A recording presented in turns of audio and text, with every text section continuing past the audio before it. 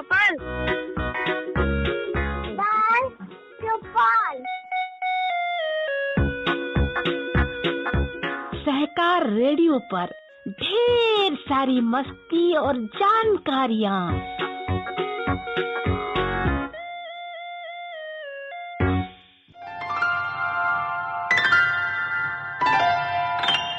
Hello बच्चों, सहकार radio के कार्यक्रम बाल चौपाल में आज आपके साथ हूँ मैं सुनीता।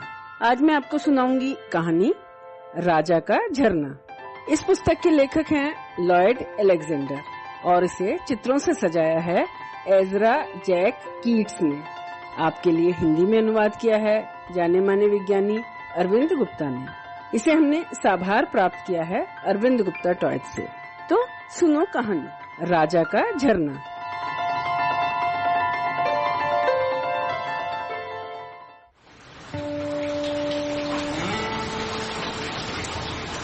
एक बार एक राजा ने अपने राजसी उद्यान में एक आलीशान झरना बनाने का निश्चय किया। वह चाहता था कि इससे उसका और उसके राज्य का वैभव बढ़े, लेकिन इस झरने के बनाने से नीचे बसे शहर में पानी का पहुंचना निश्चय ही बंद होने वाला था। एक गरीब आदमी ने इस बारे में सुना तो अपनी पत्नी से बोला, जल्दी ही हमारे बच्चे पानी को तरसेंगे, हम और हमारे जानवर सभी प्यासे मर जाएंगे। उसकी पत्नी बोली, किसी बुद्धिमान और विद्वान व्यक्ति को राजा के पास जाकर उसे समझाना चाहिए कि यह योजना कितनी घातक और मूर्खतापूर्ण है। वह गरीब आदमी एक एक कर पूरे शहर में सारे विद्वान व्यक्तियों के पास गया और उनसे मिन्नतें की कि वे राजा को समझाएं। लेकिन अपने अहंकार में खोए उन लोगों ने उसकी बात पर कोई ध्यान नहीं दिया। वे तो अपनी बड़ी बड़ी बातों में विचार मग्न थे। उन्हें इन तुच्छ मसलों में कोई रुचि नहीं थी। उल्टा वे उसे ही अपने आसमानी मसलों पर व्याख्यान देने लगे जो उसे जरा भी पल्ले ना पड़ी।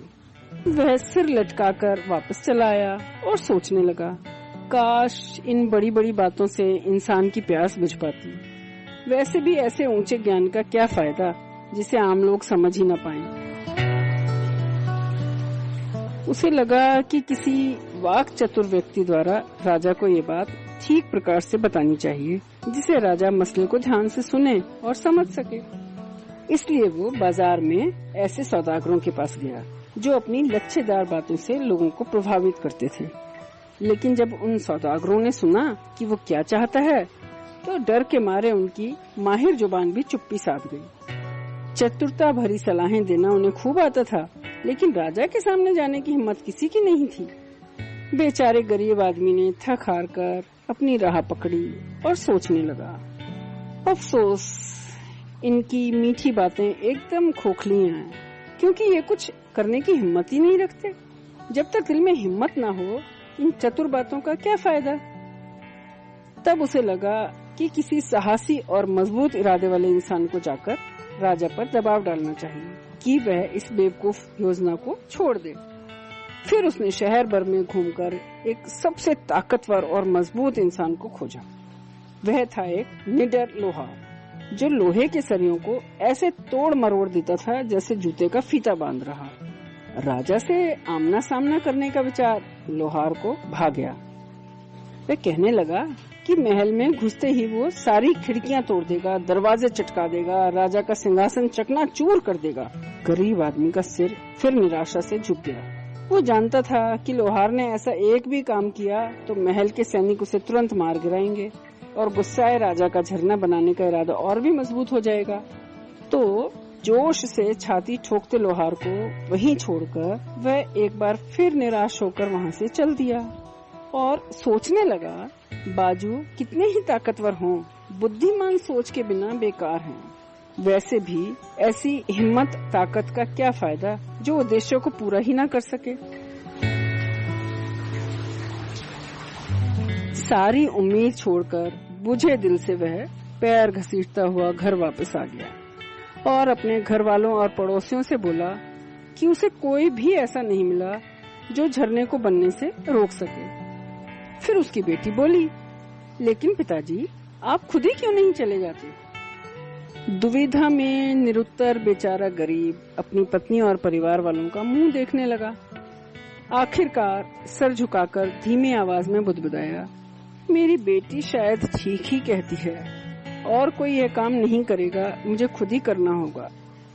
गरीब आदमी अपने घर से चला और धीरे धीरे उस ऊंची पहाड़ी पर कदम बढ़ाने लगा, जिसकी चढ़ाई खत्म होने का नाम ही नहीं ले रही थी।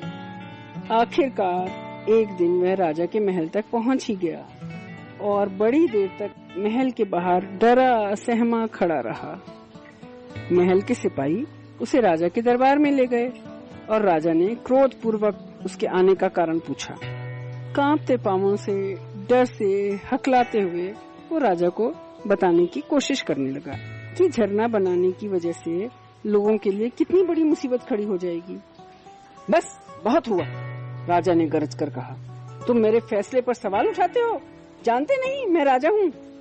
गरीब आदमी ने सोचा, काश उन विद्वानों के ज्ञान का कुछ अंश मेरे पास होता, लेकिन बेचारा हकलाती आवाज में इतना ही बोल सका, महाराज प्यास तो प्यास है, गरीब आदमी को भी उतनी ही लगती है जितनी किसी राजा को।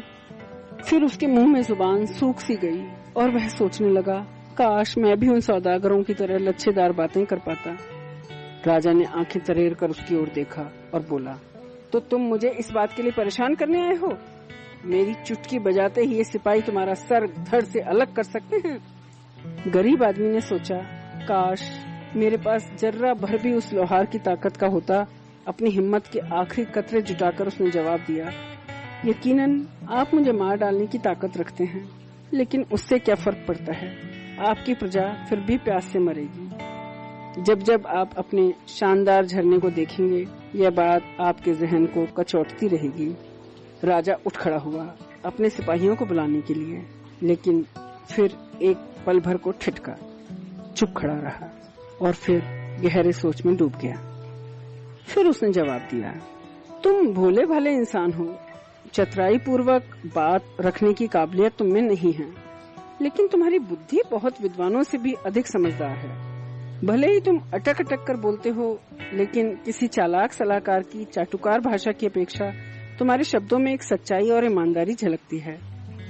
हालांकि शरीर से तुम कमजोर हो, लेकिन तुम्हारा हृदय मेरे राज्य के किसी भी व्यक्ति से अधिक साहसी है।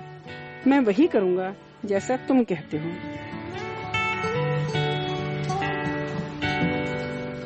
गरीब आदमी अपने गांव लौट आया और सबको यह खबर सुनाई। विद्वान व्यक्ति ने विस्तार से इस घटना का विवरण अपनी एक पुस्तक में लिखा, लेकिन वह पुस्तक कहीं खो गई। सौदागर लोग बढ़ा चढ़ाकर इस घटना का सबसे बखान करते थे।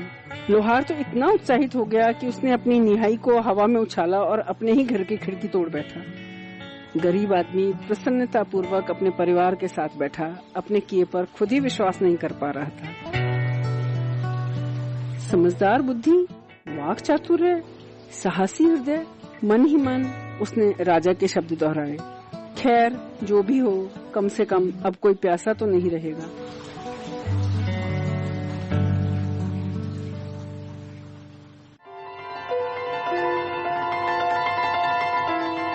तो बच्चों, ये थी कहानी राजा का झरना।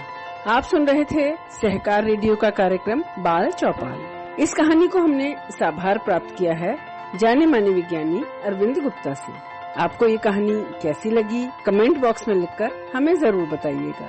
अगर आप ये कार्यक्रम पहली बार सुन रहे हैं और हमसे जुड़ना चाहते हैं, तो व्हाट्सएप ग्रुप से जुड़ने के लिए 9617226783 पर नाम और जिला लिखकर भेजें।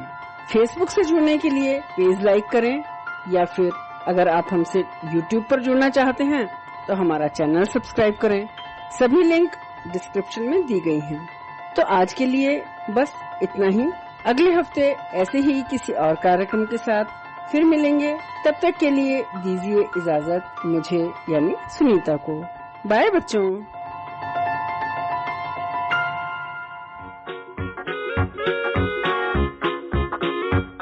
बाल चौपाल, बाल चौपाल,